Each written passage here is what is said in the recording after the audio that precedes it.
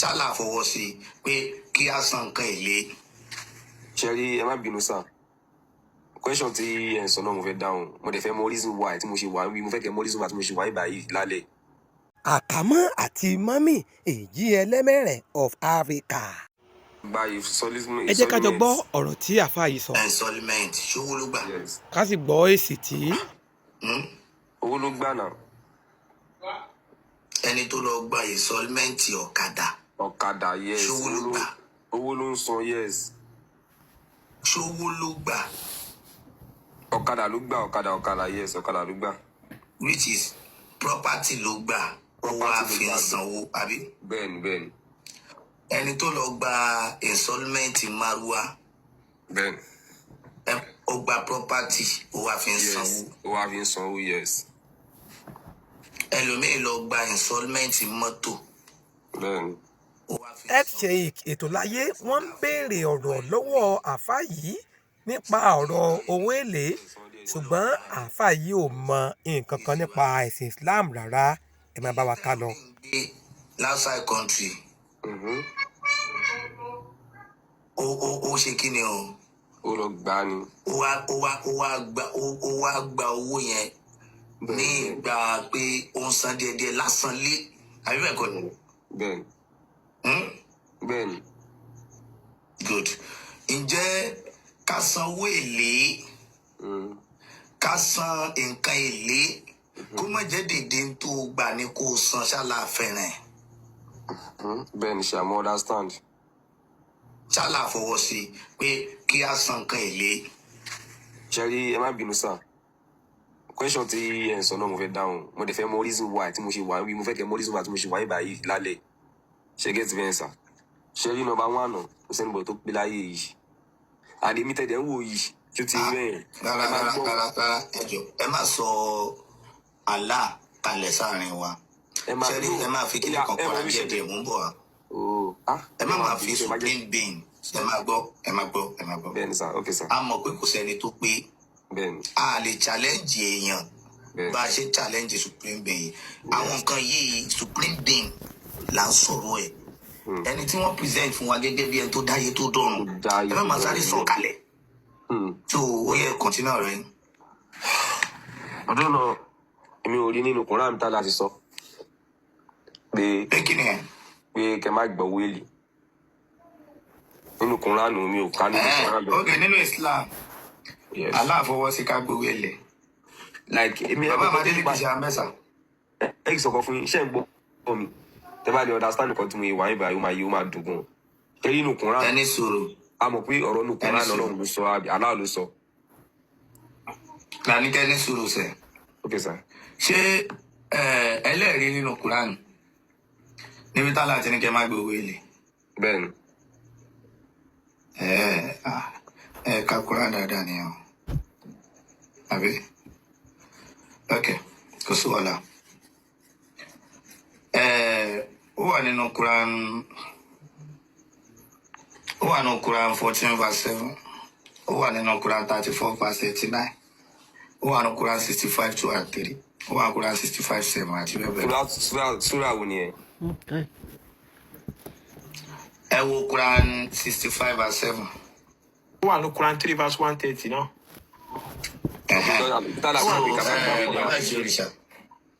Ẹ ṣeun ẹ lè bá gbé Quran 3 verse 130 tán sọ yẹn bàbá àti òrìṣà ṣe wà mẹ́sà.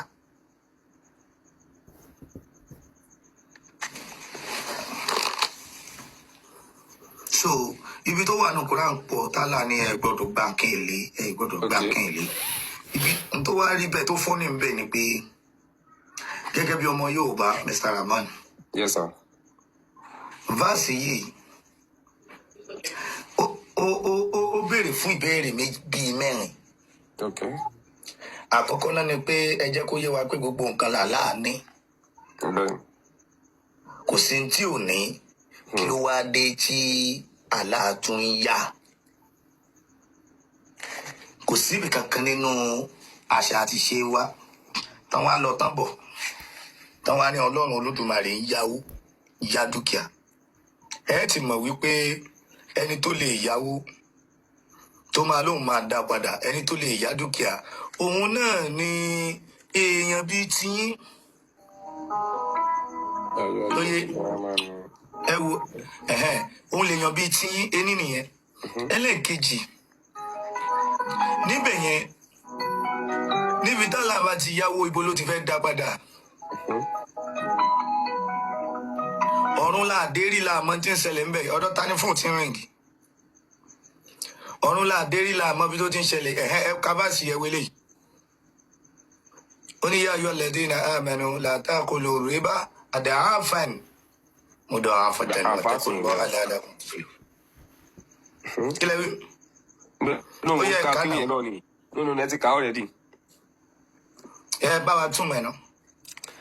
Ẹ̀yin náà yẹ tẹ ka alágbára náà lè máa túmọ̀ ẹ̀. ok ó ní àpè ẹ̀yin onígbàgbọ́ òdodo ẹ má ṣe jẹ èlé ẹ má ṣe jẹ owó èlé ẹ wí mẹ ní àdìpèlé lórí àdìpèlé which is increase ẹ má ṣe jẹ kódà ibi gan aláàgán ò dárúkọ pé dandan kó ju anything àtowó ni o àti olọgba márùwá ni o àtolọgbọkadà ni o àtolọgbalé ni o àtogba fóònù ni o kò gbọ́dọ̀ lé iye tó ń ta fóònù yẹn láti company pé báyẹn òun náà ló gbọ́dọ̀ san tó bá tiẹ̀ máa san díẹ̀díẹ̀ ṣe náà ẹ wá wo nísìnyí aláàánú káwọ ọmọ ṣe nǹkan òun dẹ̀ ń ṣe irú ẹ̀ náà ló wà lára ànábì náà tí wọ́n ní kí wọ́n má ṣe nǹkan ànábì dẹ̀ ń ṣe wọ́n ní pé ẹ gbọ́dọ̀ fẹ́ ju ìyàwó mẹ́rin lọ ànábì fẹ́ mọ́kànlá. now pọ́ìntì tó wà ń bí yín sí ni pé ṣe rí ọ̀rọ̀ yìí gbogbo attitude tó wà nínú Quran kò jọ ti supreme being ìdí tí ò fi jọ ti supreme being ni pé tẹ́ ẹ bá wo Quran ṣùṣùṣùn tẹ́ ẹ bá wo dáadáa ẹ máa gẹ́ẹ̀tì àwọn kankan débi pé ìgún máa rò pé iṣẹ́ ni tó dẹ̀ kọ́ kínní lọ́pọlọ tèmi gan tí mo jẹ́ èèyàn báyìí because tẹ́ ẹ bá wo látòkè délẹ̀ kínní yẹn ń sọ̀rọ̀ lórí àwọn kan fẹ́ jọ̀gá lórí àwọn kan a fẹ́ gbé àwọn kan sípò a fẹ́ tẹ àwọn kan mọ́lẹ̀ òun ló fà á tí Kùránì fi sọ̀rọ̀ kan ó pa lówe ni ó ní innal muluka iza dakalu qaryatan afsaduha ó ní àwọn táwa ṣe lọ́lọ́lá tí wọ́n bá dénú ìlú kan wọ́n gbọ́dọ̀ bàlú náà jẹ́ tí ẹ ti pàdé fásì yẹn rí. ń gbádùn. nígbà tó ń sọ̀rọ̀ anabi Suleiman tẹ́ bá wo Quran ẹ mọ̀ wípé ìwé ìmúnilẹ́rú ni ṣùgbọ́n látara pé gbogbo wa wọ́n bí wa sínú ẹ̀ yẹn náà ní kálukú ń wà lórí ẹ̀ nínú 100% àwọn tó ń ṣe Islam more than 80% làwọn tó jẹ́ pé 85% làwọn tí ò mọ nǹkan kan pa ẹ̀. wọ́n kírun gan ó yẹ ìmọ̀ yẹn so tẹ́ bá wo ó kéèsì aláàánú ẹ má ṣe nǹkan òun dẹ̀ ń ṣe òye ẹ jẹ́ kí n wo fáṣí innal muluka yẹn kájọ owó because kọ́lọ̀ ṣàánú wa gbogbo wa ń tá a fẹ́ kí àjọ rò ní pé kíní yìí tábàjẹ́ ń sọ pé bóyá ọpọlọ tiwa ni ó ń ṣiṣẹ́ lẹ̀ bóyá ó fẹ́ bóyá torí báyìí ti fẹ́ parẹ́ ni ní gbogbo ẹ̀ ṣe ń rí báyìí ẹ wo gbogbo ayé ẹ wo Amẹ́ríkà ẹ wo London ẹ wo gbogbo ayé tí wọ́n ti ń sọ̀rọ̀ Islam lónìí ó ti sọ everybody ṣùgbọ́n kò sí tó ń ṣe ilẹ̀ Yorùbá ni pé àwọn àfàlẹ̀ Yorùbá ti jókòó lórí ìmúnilẹ́rú gan ọkàn wọn ti balẹ̀ oye ọkàn wọn tó balẹ̀ yẹn oye ìtorí ẹ̀ náà ṣe ń jà fitafita kí Islam ò mọ̀ tán okay for example tí àfà yẹn bá kọ yín kí o ṣe mọ̀ wípé títí láíláí lẹ́ẹ̀mọ̀ kí lẹ́ẹ̀mọ̀ yìn lẹ́ẹ̀mọ̀ sìn. kí ló fà á tó fi rí bẹ́ẹ̀ èèyàn kọ́ yín ní knowledge lásán ó wá ní títí láíláí ní kẹ́ ẹ máa sìn kódà tóun bá kú tọmọ òun bá tún wà ní o tún gbọ́dọ̀ máa sìn ibẹ̀ lẹ́tí máa mọ̀ pé ìmúnilẹ́rú náà fi ṣe. oye so ṣẹ́rí gbogbo tá à ń túra wá nú ẹ̀ gbogbo àwọn àfáà yìí kẹ̀dẹ̀ gbogbo wọn Fúlàní ni wọ́n Fúlàní àwa ọmọ Yorùbá ẹ lọ ẹ̀yin fúnra yín ẹ farabalẹ̀ ẹ lọ jókòó kẹ́ ẹ wá ṣe assignment gbogbo tí ń jẹ́ràn imam ní gbogbo ilẹ̀ Yorùbá ẹ rí i pé tẹ́ bá máa ka gbogbo ẹ̀ more than 90% they are all Fulanis. Wọ́n mọ tán ṣe náà. Oye gbogbo àwọn ìmáàmù ìlú kọ̀ọ̀kan àjòjì ni wọ́n náà. Wọ́n máa ń wà ní. Wọ́n máa ń wà ní ọmọ ìlú gangan. Èyí tó máa jẹ́ ti ìlú pé ó fẹ́ a jẹ́ pé ọba yẹn ti wà ń bẹ̀ ó wá fẹ́ ṣẹ̀ṣẹ̀ wá yàn mọ́. Kì í ṣe wípé àwọn ọmọ mọ́sálásí tipẹ́tipẹ́ yẹn. Àjòjì ní gbogbo wọn. Oye ẹ bá wo Quran 27:34 aláàpòwe fún wa bẹ́ẹ̀. Well done. Yes sir, ẹ káàbọ̀ sir. Ẹ kú iṣẹ́. Clearly can say, okay, I suggest, okay. Ẹ kú iṣẹ́. Okay ẹ bí tẹ́lẹ̀ so wọ́n ti lọ bá gbé wa. Mo rí previous verse tí ẹ gbé sókè yẹn. Mọ́tà lẹ́dí Yukrudullah Qardun Hasan. Richmond. Yes. Ọlọ́run yóò ṣàlékún àgbọ́yé wa. Quran 27:34 ni o. 27 you did 34 sir 34 ni sir 27:34. Alfaruki. Mo fẹ́ make àwọn explanations kan fún yín ní tó láyé. Okay sir. Ṣẹ́rí mo ti gbọ́dọ̀ ibẹ̀ ṣe ń tú Quran látàrí. Mr. Alfaruki ẹjọ 2 seconds ẹ kàn jẹ́ kí n sáré kavasi fún Raymond so Raymond ó wà mute àwa àti yá wa ẹ lè ṣàlàyé verse yẹn fún wa ẹ máa gbọ́ Raymond ó ní kọ́ láti Balkisu ló ń sọ mí o ó ní kọ́ láti Balkisu wá ń fún àwọn àwárí yìí náà rẹ̀ àwọn èèyàn rẹ̀ lésì ó ní indal muluka ó ní òòrí àwọn lọ́balọ́ba àwọn èèyàn ńláńlá ní àwọn alágbára ìzádàkàlù kọ́ríyàtàn tí wọ́n bá wọnú ìlú kan afúsàdúwà wọ́n máa bàlú náà jẹ́ ẹ̀gbọ́n wọ́n máa ṣe kíni wọ́n máa bàlú náà jẹ́ ó ní wàjáàlú àìzàtàn àhàlìyà àzìlàtàn àwọn èèyàn ńláńlá bẹ̀ àwọn ọba bẹ̀ àwọn èèyàn pàtàkì bẹ̀ wọ́n dẹ̀ sọ wọ́n dẹni ìyẹpẹrẹ ẹ̀gbọ́n ó ní gbogbo tó bá wọ́n dẹ̀ sọ di lẹ́lẹ̀ wọ́n kazalika yẹ fún alóbi wọ́n ṣe ń ṣe nìyẹn ẹ máa wò Raymond ṣé kínní yàtọ̀ sí bí Islam ṣe gba Egypt ṣó yàtọ̀ sí bí Islam ṣe gba Morocco ṣó yàtọ̀ sí bí wọ́n ṣe gba Mali ṣé Islam lè débi kan láyé kí wọ́n recognize tó wúwo ń bẹ̀ nígbà tí wọ́n bá gba Islam tán bá gba Islamic State tán kó tó di pé Usman Dan Fodio jagun jihad Sẹ́ríkì ni wọ́n máa ń jẹ ní gbogbo north jẹ́ orúkọ ọba tí wọ́n Sẹ́ríkì náà máa ń pè wọ́n látara Islam lónìí gbogbo ọba wọn oyè báyẹn wọ́n pa gbogbo Sẹ́ríkì emir ni wọ́n ń jẹ dàárọ̀ yìí oyè òun ni túmọ̀ pé wàjáàlú àìzàtàn àzìlàtàn yóò sọ gbogbo àwọn èèyàn ńláńlá bẹ̀ yóò sọ dẹni ìyẹpẹrẹ kódò wà nínú Quran níbi tí Allah ti ń sọ pé ẹ jẹ́ kí wọ́n máa san jizya lẹ́ni ìyẹpẹrẹ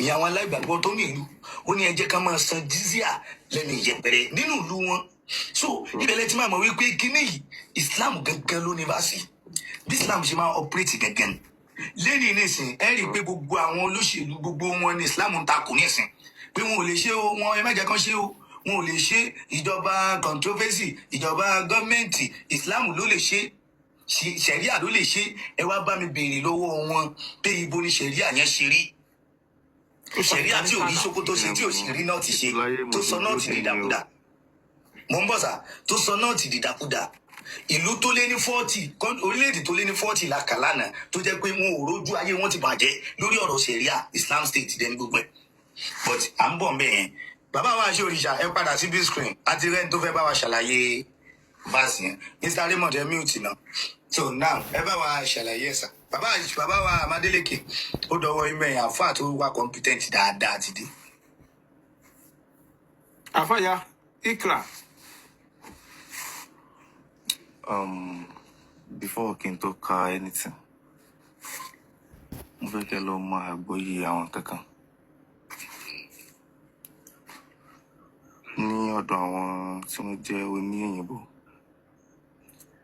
whenever any theory is propagated, there will be some reasons behind it. But as if God be a shenka, aya Quran lataro.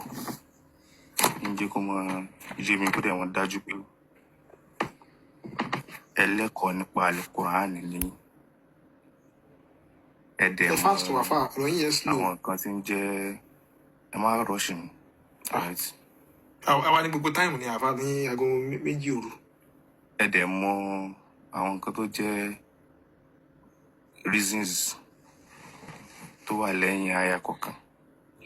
Ṣé rí bẹ́ẹ̀ ṣe ń da orí ẹ̀gbọ́n yẹn rú pẹ̀lú literal context tí aya yẹn wọn pé yẹn gẹ́gẹ́ fúnra yín.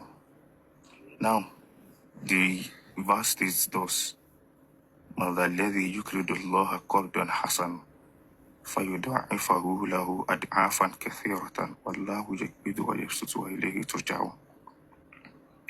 Ta ni ẹni tí ó ya Allah lówó, as you guys were Àfà saying ẹ it? fún wa ní àlùtà voice èmi ò gbọ́ yín dáadáa o.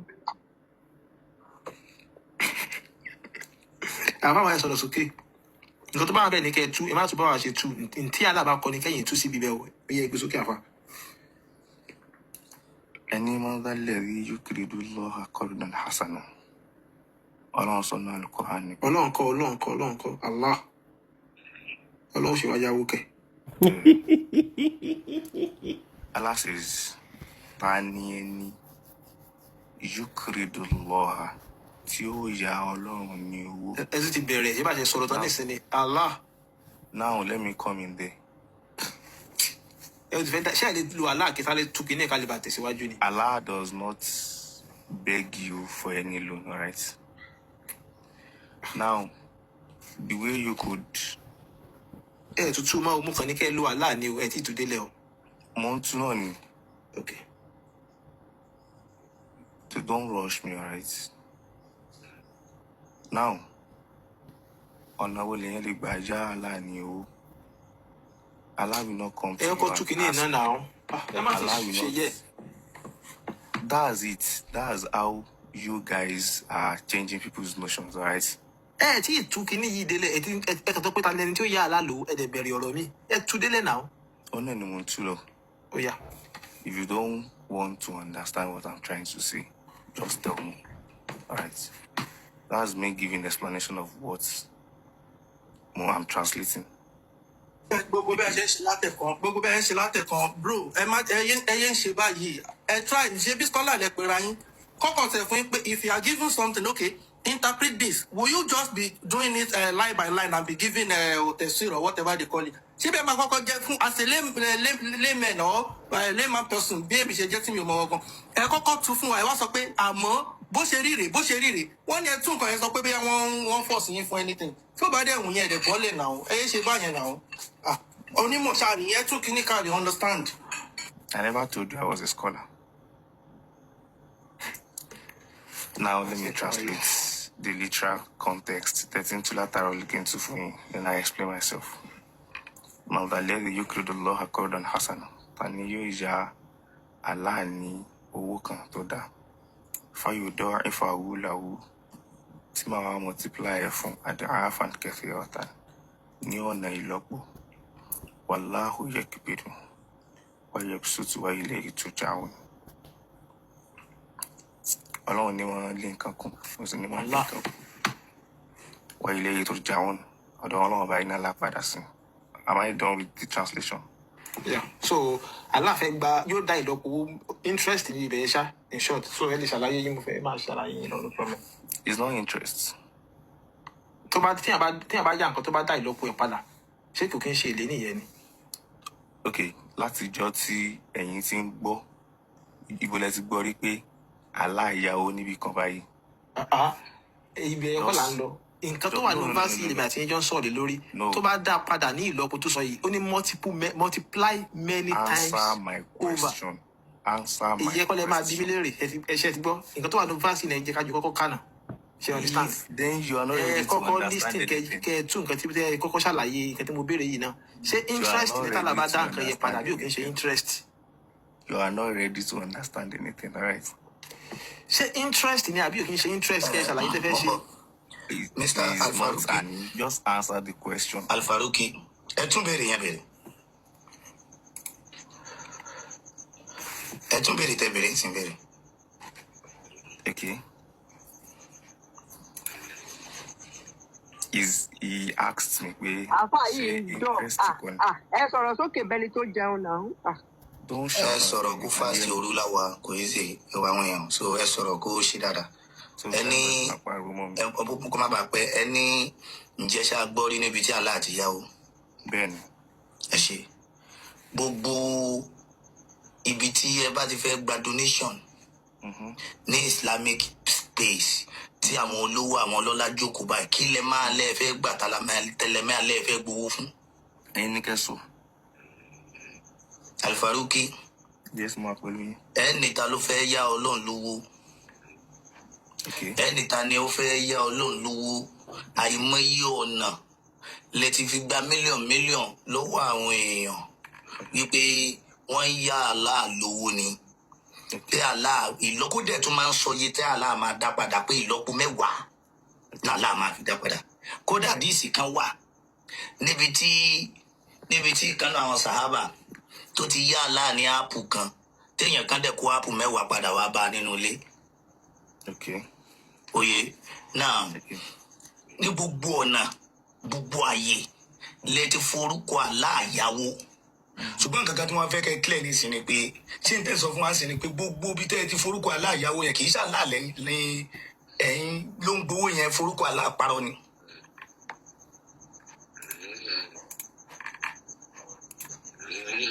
torí pé àwa tún bá pàdé nínú Quran níbi tálà ti yarí o Allah yarí gan pé ẹni tí ò bá ti ṣe mùsùlùmí gan tó bá fi lè dá sí mọ́sálásí pé báyìí ni kó rí fún ó wà ní Quran now n tẹ́mi kan fẹ́ kẹ́ ọ̀dà láì fún wa ni pé ṣé gbogbo ibi tí ẹ ti ń gba donation yẹn ẹ kàn forúkọ Allah parọ́ ni. Ṣé kí ó wà bí? Kéwù kẹ èmi náà mi ò kéwù kí lẹ mí bàá ṣe mọ kéwù. Ṣebí ẹ ń ka Lárúbáwá ẹ̀ ń tu nísìnyí. ẹni sùúrù ìwọ tó bá ń ṣe mùsùlùmí tó lọ ń dá sí mọ́ṣáláṣí aláàánú máa jó ẹni náà ni o Quran 9:17 ló sọ ẹ tẹ̀síwájú. Ọ̀pọ̀lọpọ̀ àwọn tí wọ́n dẹ̀ ń kọ́ ọ̀pọ̀lọpọ̀ mọ́sálásí yẹn èyí tí ì ṣe mùsùlùmí pọ̀ nínú wọn but wọn ò mọ̀ tẹ́lẹ̀ ni wọn à ní ṣe bẹ́ẹ̀ mọ́ mò ń bọ̀ Alfaruki mo ní gbogbo bí ẹ ti dà mí lọ mo ní gbogbo bí tẹ́ ẹ ti gba donation káàkiri yẹn ṣé ń forúkọ Allah parọ́ ni Allah kọ́ náà ń yá lówó yẹn. Ṣé rí ọ̀tọ̀ ní kẹ́ máa lo context yá ní owó ní inú ọ̀rọ̀ wọ́n pè nǹkan ní donation, alright? Okay, you donate to the cause of Allah. To the cause of Allah ẹ̀ ní yàwèrè. Now, yá ní owó kọ́ nìyẹn. Okay, o. Mo ń bọ̀. Ẹ jẹ́ ká make it clear. Ẹ máa gbọ́ ẹni sùúrù sá, ẹni sùúrù. I answered Ní you. gbogbo Let bíkíbi me give my tí mo ń bọ̀ sá, ẹ jọ̀ọ́ ẹ má bínú. Gbogbo bíkíbi tí Mùsùlùmí bá ti fẹ́ ṣoore. Gbogbo bíkíbi tí Mùsùlùmí bá ti fẹ́ àgàgà in department of mosque. Kódà Allah tún lágbára débi pé Ànábì ní béèyàn bá ní blọ́ọ̀kù ẹyọ kan tó bá fi lè yá Allah ní blọ́ọ̀kù ẹyọ kan sí inú ilé ẹ̀ tí wọ́n fi kọ́lé Allah kó di mansion ní Allah máa kọ́ fún lálìjẹ́nà bàbá ìtura látara blọ́ọ̀kù kan. tó bá ní wọ́n donate kò ń ṣe wọ́n ya o tó bá ní wọ́n donate wọ́n fún ni so eléyìí yá lélẹ̀ ó yá. Kò sí ẹ máa gbọ́ ìyá mi kò sí dìpátímẹ́ǹtì donate fúnfún kò sí fúnfún nínú Islam Ta ló sọ yẹn fún yín? pé o fẹ́ fún Allah no rárá ìdí ni pé Allah sọ pé kullukum fuqara gbogbo yín lolòṣì. Ìlà mọ́kìnrin. Ilaman as ó ní ilaman stagnate àyàfẹ́ni tí ń bá rán lọ́rọ̀ àbí báwo ló gbé ọ̀rọ̀ yẹn wá nínú kí lórúkọ tí a yìí oye èyí tí mò ń béèrè ni pé ẹ máa gbọ́ ẹni sùúrù ní concept Islam ṣé wọ́n máa ń yá Allah lówó kó dá a padà ní àbí wọ́n máa ń fún Allah. Ṣé rí mo ti sọ ẹ kọ́kọ́ dá mi lóhùn yẹn náà. No, I've been I'm asking you a lot of questions and you refused to answer, all right? Mo ti kọjá ẹni béèrè question wo lẹ béèrè lọ́wọ́ mi. ẹ ṣe sùúrù. Mo ti kọjá ní tẹ́ máa fi concept tí ṣebí islam lẹ ń sọ̀rọ̀ ẹ kì í ṣe nǹkan mi. Alfaruki no wait, ṣé islam lẹ ń sọ̀rọ̀ ẹ ṣé nǹkan mi ni? Ṣé islam tí a jọ ń ṣe láìmọye ọdún náà lẹ ń sọ̀rọ̀ ẹ yìí? Mo béèrè lọ́wọ́ yín very simple question. Ṣé nínú concept islam ṣé wọ́n máa ń fún Allah lówó àbọ̀ máa ń yá Allah lówó tó dá lọ́pọ̀ padà? kò sí nínú pé wọ́n ń yá Allah lówó ẹyọ yẹn kú. Nínú pé wọ́n fún Allah lówó ẹyọ yẹn kúrò. Oníkéwù nìyí. No. Ẹ ti ń ṣe Zulu. Mi dáadáa. Amadéleke ẹbẹ ni sọ ẹni tí ń ṣe Zulu mọ. Ẹ fẹ́ kí àwọn Àfà. kí wọ́n fi láàyè. You see my name there. You see my name there, alright? Faruki. Oh, sorry. Àbí ṣé Faruki náà ni? Right? That's my- Ṣé mo gbà? Yeah, that's my name. So tí ìrì yáyà yìí yẹn ju ẹ̀kan lọ́wájú ẹ̀ ń padà sẹ́yìn. Fíṣẹ̀ bí lílẹ̀ àná lọ́dà ẹ wá wọ kọ́là. Ó tẹ̀ bó ṣe máa ń pè àwọn ọ̀run yẹn gan. Báwo ni wọ́n máa ń fa àwọn ọ̀run yẹn lóde oṣù lọ mọ́sùkì ti pẹ́ o. Sorry, let me ask you a question. Ẹ ṣe sùúrù àfà. Are you up for it? Ṣé ẹ tún wo fásì Kùrán ẹ̀ka jẹ bá kọ́là ni? Súrà onírin lélẹ́yìí. Hadith Ẹ ti verse ní 11. So Allah ń yáwó kiri ni. Ìyẹn kò ó wà undisputable. Okay. So ó máa ń yáwó kiri ni. Okay. You understand? Allah So, ti wá Allah gbà fún Allah yín ìbílẹ̀ fún fẹ́nu ara ẹ̀ sọ. Ẹ̀wọ̀n àwọn fásitì yìí kò ní reason for revelation. Ó ti Allah wá. sọ clearly ni. Now, Like kò ní sábàbù nùzú tó fi mo fẹ́ ṣẹlẹ̀. lọ gangan lẹ dé yẹn. Kò ní. Now, Allah go sọ back to- clearly ni. Hey, sorry, sir. Go to Surah Al-Baqarah verse 245. Kò ní. It does not have any reason of revelation. Kò ní. As bad as in sorrow, did you talk about Shoni. Sababu Nuzul? Ṣó ní. Yes, Ẹgbẹ́ jáde. search for it. Ẹgbẹ́ jáde, Search ẹgbẹ́ for jáde, it. àfà. You have your phone with you. Ká má pẹ́ bẹ́ẹ̀ náà èmi ò ní ẹ̀yẹn gbé jáde. Where can I send the reason for revelation? Ẹ lè yà sórí fóyín náà. bàbá àyàmọdé ló ń ṣe iṣẹ́ mọ̀ pé Allah tó ń yáwó kiri ni òun dẹ̀ sọ fún àwa káwa máa yáwó èlé. Ká má yàwó èlé. Allah fẹ́ dé ilé padà fún wa. Allah Ẹ àfà. ni I don't know how to Kẹ́kàn use display this the thing. screen. How Tí wọ́n much dẹ̀ you bẹ̀ send sẹ́ndẹ̀ it? sí nọ́mbà wa lórí page ms WhatsApp number wa bẹ̀ sẹ́ndẹ̀ síbẹ̀. What's up, no matter? Ó wà ní ẹ bá ti click profile tẹ wá yìí ms baba ẹ click ẹ máa rí WhatsApp number bẹ́ẹ̀. So ẹ jẹ́ asábà bọ́ọ̀lù zóyè síbi bẹ́ẹ̀. Mo ní interest nínú ẹ̀. So ká má lálẹ́ ṣé Muhammadu ń fi orúkọ aláàyáwó ni torí gbogbo ọ̀rọ̀ tó wá ti fi kùnà ní Àní àgbà. ilé ìtẹ̀yìn sọ yẹn Ṣé sẹ́, Muhammadu ń lò ọ̀rọ̀- ó ń fa ọ̀rọ̀ tí láàgáìdì ò- ni.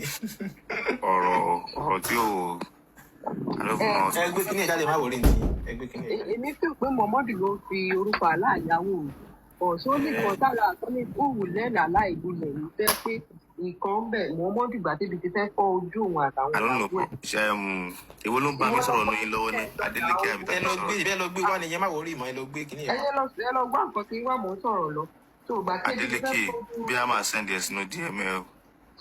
Ẹ sẹ́ndẹ̀ fẹ́ fọ́ ojú Muhammadu àtàwọn ọmọ ẹ̀ àtàwọn ìyàwó tó kó sílé tí ò lè gbọ́ wọn ní àgbà ẹ̀ ló fi orúkọ Allah yáwó mi. ọgbọ́n ni Muhammadu. Ó dáa níbi ọ̀rọ̀ kọ́rídọ́n ta ló máa yálà yẹn Quran 245 òun là ń wò yẹn là ń ṣe sọ lọ Quran 512 ó wà bẹ́ẹ̀ Quran 57:11 ó wà bẹ́ẹ̀ Àbí ètò láyé 57:18 ó wà ìkànnì bẹ́ẹ̀ méjì. 64:17 wà bẹ́ẹ̀ ẹ sẹ́ndì tẹ́ fẹ́ sẹ́ndì Ṣé bíbí kan lẹ́tí ilé tẹ́ ń gbé sójú screen ṣé bíbí kan lẹ́tí ń gbé ẹ jáde? sẹ́ndì tẹ́ fẹ́ sẹ́ndì yẹn sẹ́ Just- ìdẹ́ ìfẹ́ sẹ́ndì yẹn sẹ́ndì Just kó má do ní me a ìdẹ́jọ́. favour, wait. Ẹ ṣe sùúrù, ẹ má rush ara yín. Ẹ ṣe favour kan fún mi, alright?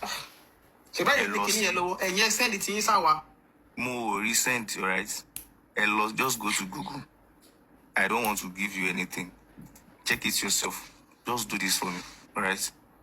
Go to Google, search reason of revelation of Quran 2 verse 245. Àbí kò Just do síṣẹ́ that for me. tí ó bá wà ní àti máa gbé jáde látẹ̀kan. Just do that.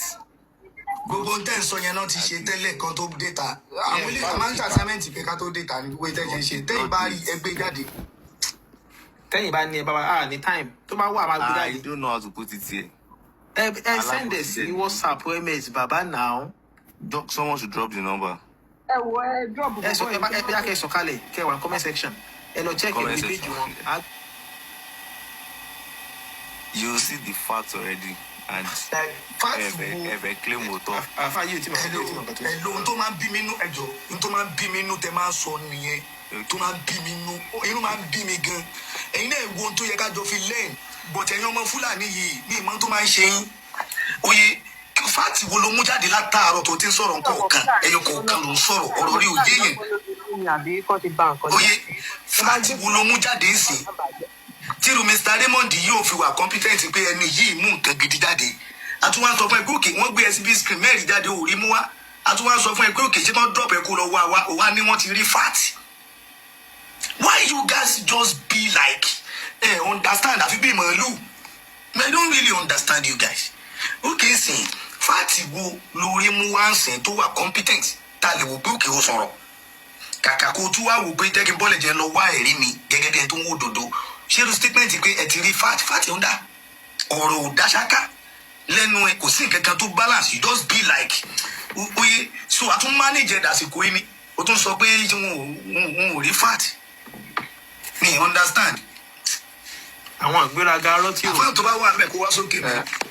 ò gbé wọn débi kankan ló máa ṣe aya kò ní azaba nuzul. ọ̀rọ̀ lẹ́gbọ́ yìí o ọ̀pọ̀lọpọ̀ èèyàn ló ń ṣe ẹ̀sìn Islam tí wọn ò dẹ̀ ní ìmọ̀ nípa rẹ̀ rárá ọ̀pọ̀lọpọ̀ èèyàn ni wọ́n ń pera wọn ní àáfàá tó jẹ́ pé wọn ò ní ìmọ̀ nípa ẹ̀sìn Islam yìí nítorí wípé bí wọ́n ṣe ń ṣe náà ni àwọn náà ṣe ń bá wọn ṣe é òdodo ọ̀rọ̀ ó wà nínú ìwé tó jẹ́ hadith àti Quran tí àwọn ms bàbá ètò láyé àkànbí ọlọ́ba olówó èkó àti bẹ́ẹ̀ bẹ́ẹ̀ lọ ń gbé jáde lórí ètò wọn. ẹ̀yin yẹn wá ọ̀rọ̀ lẹ́gbọ́ yìí ẹ sọ èrò tiyín náà nípa rẹ̀ ẹ bá wa comment kẹ́ ẹ like kẹ́ ẹ share ẹ ṣé.